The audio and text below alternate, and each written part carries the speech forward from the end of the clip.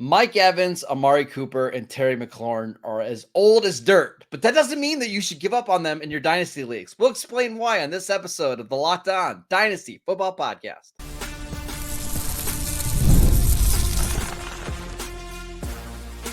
You are Locked On Dynasty Football, part of the Locked On Podcast Network.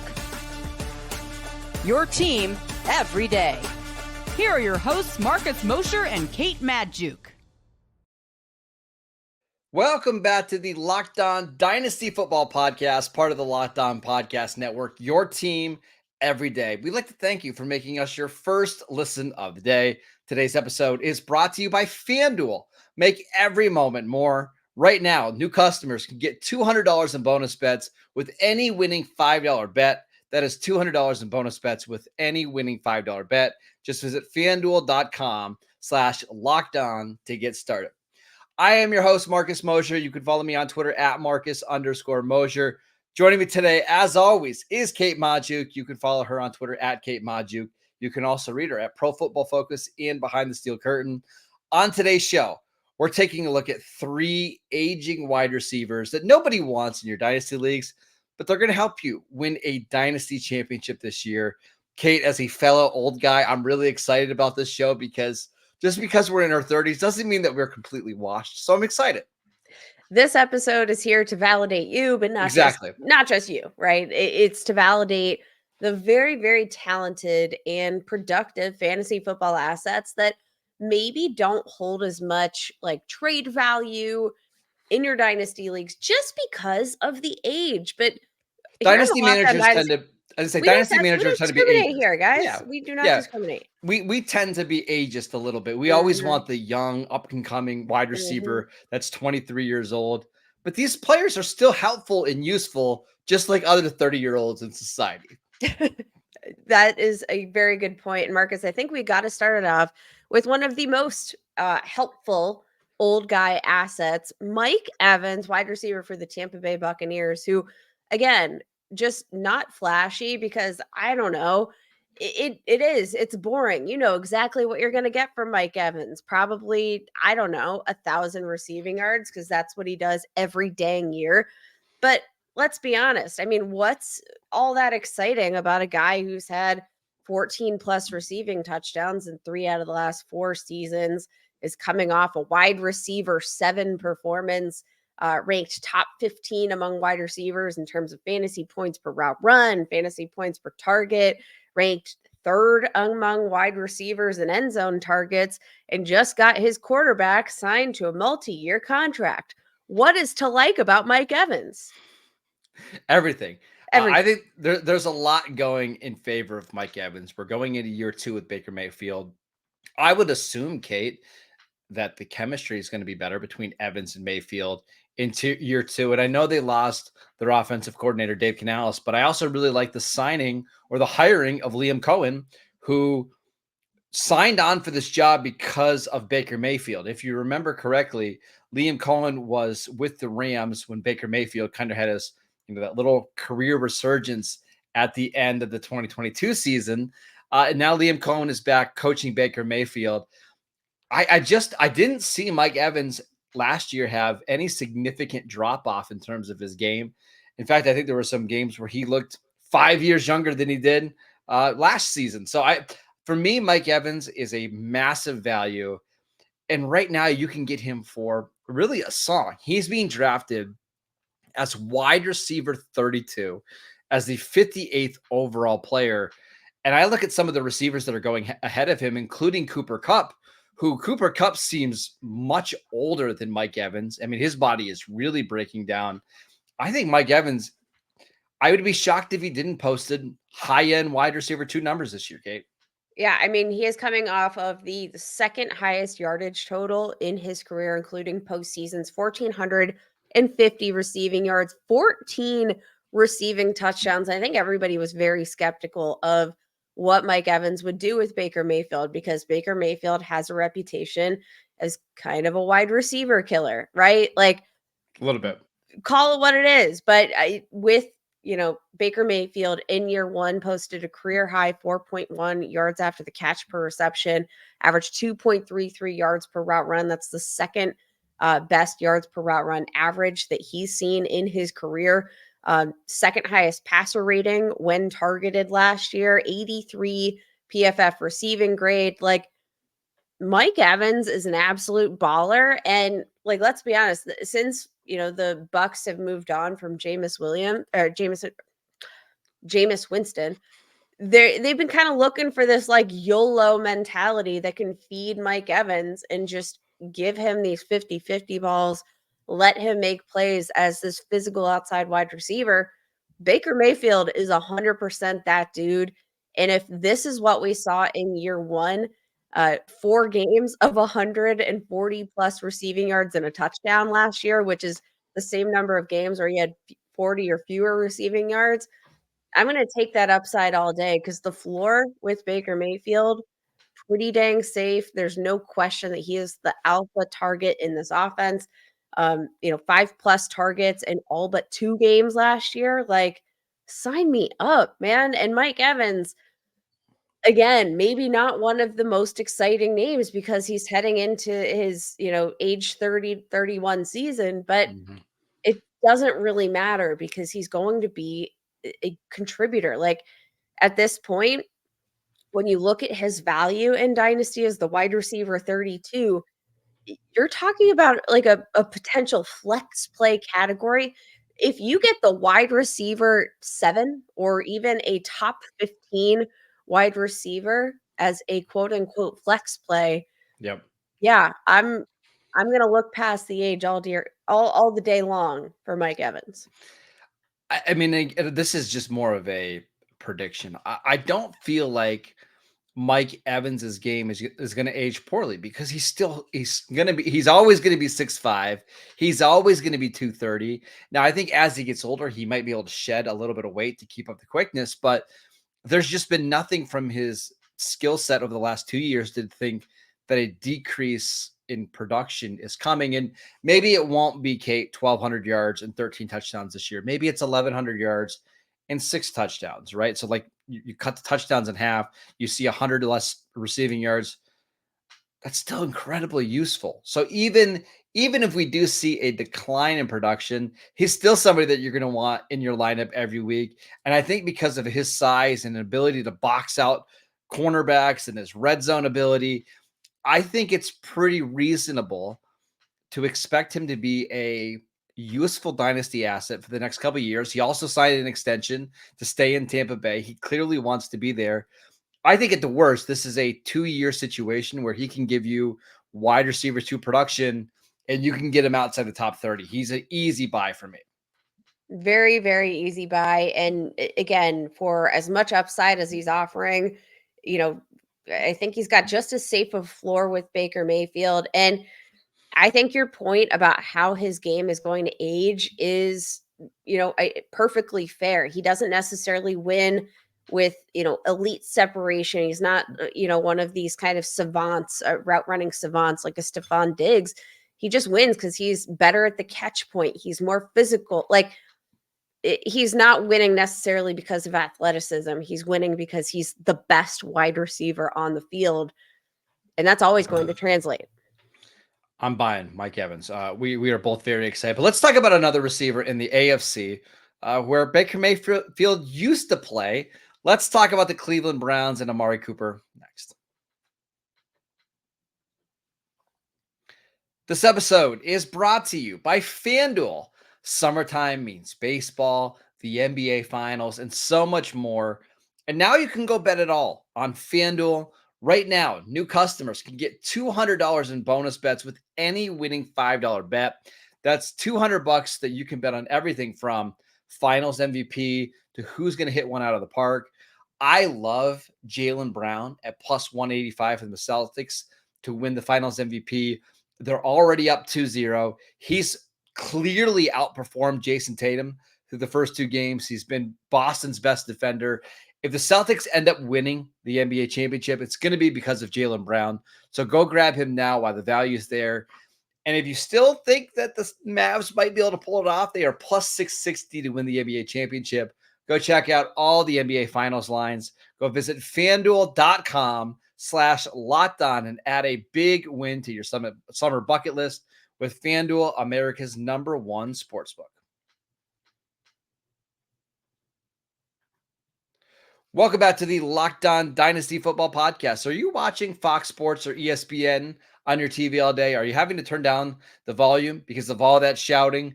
Make the switch to Locked On Sports today, a free 24/7 sports streaming channel program for you every day to bring you the biggest stories without all that screaming. Locked On Sports today brings you can't-miss analysis, opinions, and news, streaming 24/7 on YouTube or on the free Amazon Fire TV channels app, part of the Locked On Podcast Network, your team every day. All right, Kate, let's switch gears to Amari Cooper, who is 29 right now. He'll turn 30 during the season. It seems like everybody is really down on Amari Cooper, and that's despite the fact that he had one of the best years of his career. Why do you think we're seeing so many people devalue Amari Cooper? I think it has to come back to the question marks about the offense and Deshaun Watson as a passer. Right now, Amari Cooper is being valued as the wide receiver 37 in Dynasty startups per Dynasty League football. And Marcus, that is despite coming off, as you mentioned at the top of the show, a career year. He posted a career high, and this is including the postseason, 1,309 receiving yards, averaged a career high 17.2 yards per reception, only had 5 touchdowns. And you look at his overall catch percentage, 59.8% catch rate. That is pretty low. And despite all this, despite all of that, it still averaged the second highest yards per route run average throughout his career. And what I think is most exciting, Marcus, and probably the most underrated aspect of valuing Amari Cooper at this point is that we know Deshaun Watson is going to be the quarterback. And again, I think that's part of the question mark here with Amari Cooper and what he's going to bring to the table. But you look at what Amari Cooper did with Deshaun Watson in 2023. They were one of the most efficient QB wide receiver duos in the entire National Football League last season. Averaged 0.90 EPA per target. That ranked second among all wide receiver quarterback pairings. 130.3 NFL passer rating on targets, ranked third among QB wide receiver duos. 12.3 yards per target. That ranked sixth. A 64.1% successful play rate on targets from Deshaun Watson to Amari Cooper. That ranked fifth in the National Football League per Next Gen Stats. They were one of the best quarterback wide receiver pairings in the league. And we get that again here coming into 2024. I'm buying. I'm buying as well. A couple other things to consider here.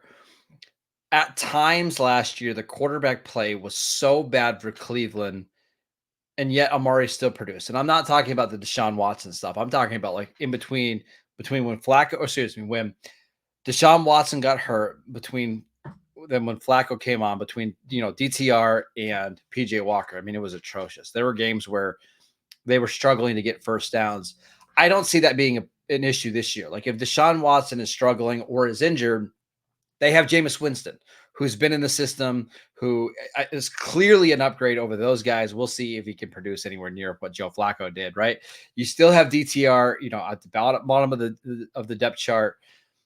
And one more thing I wanted to mention, their new offensive coordinator, we know Kevin Stefanski's running the offense, but their new offensive coordinator is Ken Dorsey, who was with the Bills the last couple of years. Ken Dorsey absolutely fed Stephon Diggs, the number one receiver in that offense. I've got to assume that they're going to continue to do that with Amari Cooper. Kate, he's only 29 years old. He's only 29. Now, he'll turn 30 here in a few weeks, but still, a 30-year-old Amari Cooper who is coming off, now back-to-back 1,100-yard seasons in Cleveland. I want to buy him because he's still so stinking cheap. It's ridiculous. And he's still so stinking good. And that's the thing. I think, generally speaking, when you're looking at the value of Amari Cooper, it's not really anything to do with Amari Cooper. It's to do with kind of these ancillary questions. Well, like how good are the Browns going to be? How good is the quarterback play going to be? Even despite those question marks still existing over the past 2 seasons, limited Deshaun Watson coming off a very long extended period, Deshaun Watson being banged up. Like all of those questions still existed over the past 2 seasons. And again, he just produced one of his most efficient seasons of his career to this point, finishes the wide receiver at 20 in PPR fantasy leagues last year. I would not be surprised if we get Deshaun Watson for at least 10 games next season that Amari Cooper could finish as wide receiver 15 or better.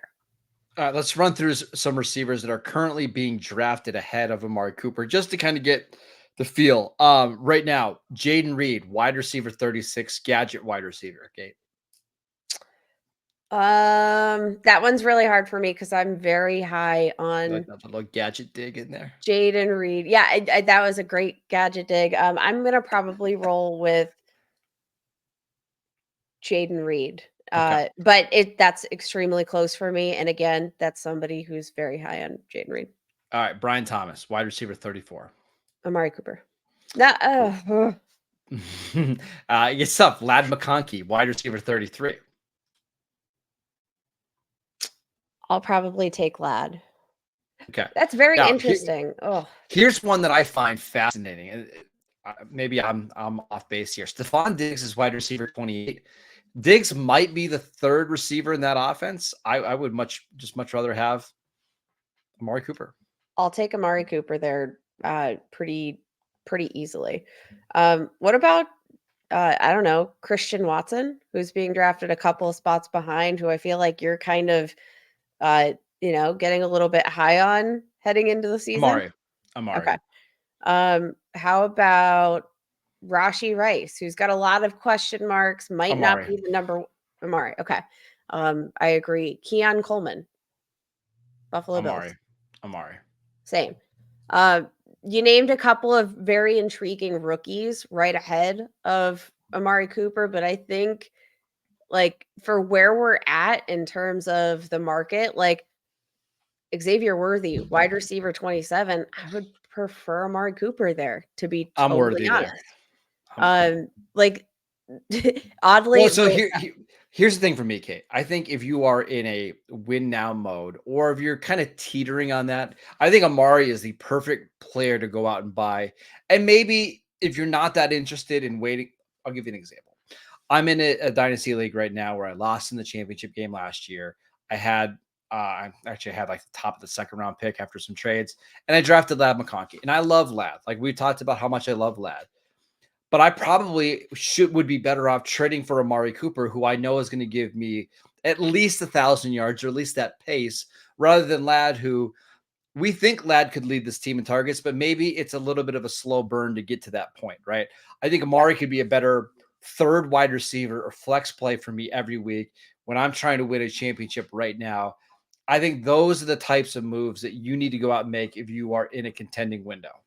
Yep, I absolutely think that's fair. And probably a lot of, the parsing between Amari Cooper and, other receivers in a similar range does come down to where are you in your dynasty build? Are you a rebuilding team? Are you a win now team? If you are a win now team, I think Amari Cooper couldn't be a more perfect trade target at this point. All right, let's talk about Terry McLaurin with the Washington Commanders, the clear-cut number one receiver there. Is this the time to buy now that his ADP has tanked? We will get to that next.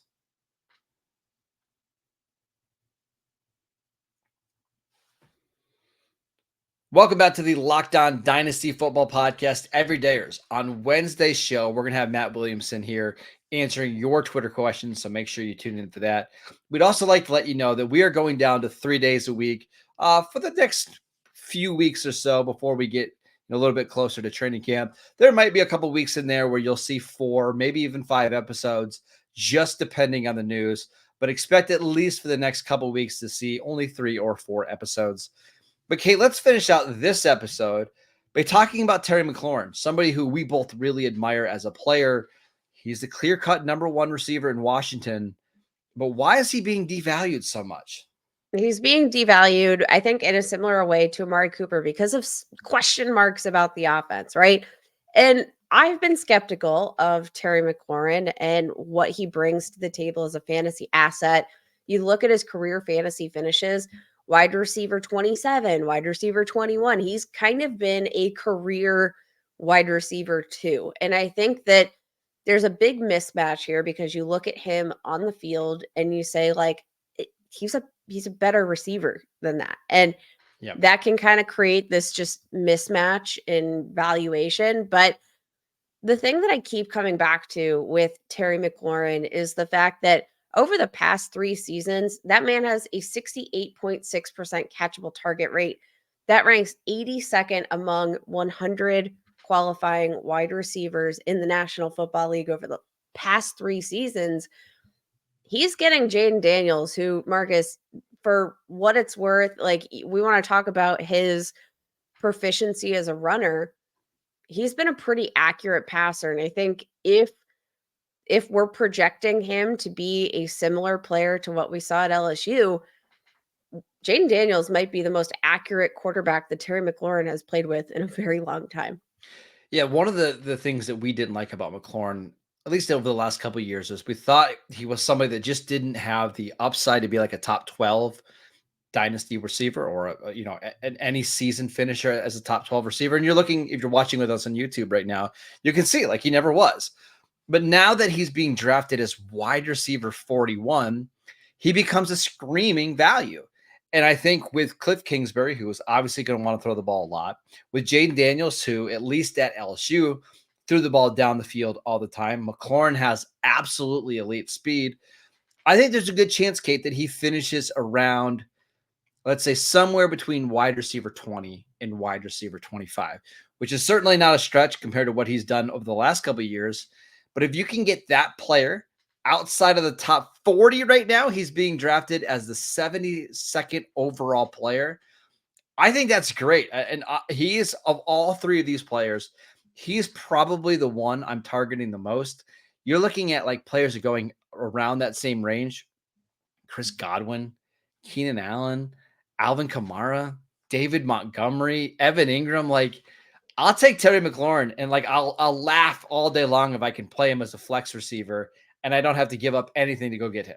Yeah, Terry McLaurin being drafted behind guys like Keon Coleman, Christian Watson, would again have some high upside, but have substantial question marks about their actual, abilities to contribute as NFL wide receivers. I'm going to take Terry McLaurin, who is the better NFL wide receiver, is going to have a longer career here. And again, who I believe is playing in the best offense that he's played in. Like before, just on paper, at the very least, this is the best, offense that Terry McLaurin has played in just based on quarterback play alone. Now, again, plenty of question marks. We know that college gameplay doesn't always translate to the NFL, but Jaden Daniels going to open up a ton of things with his legs, going to have a massive upgrade in terms of accuracy and where he's able to deliver the football over what Terry McLaurin's had over the last few years.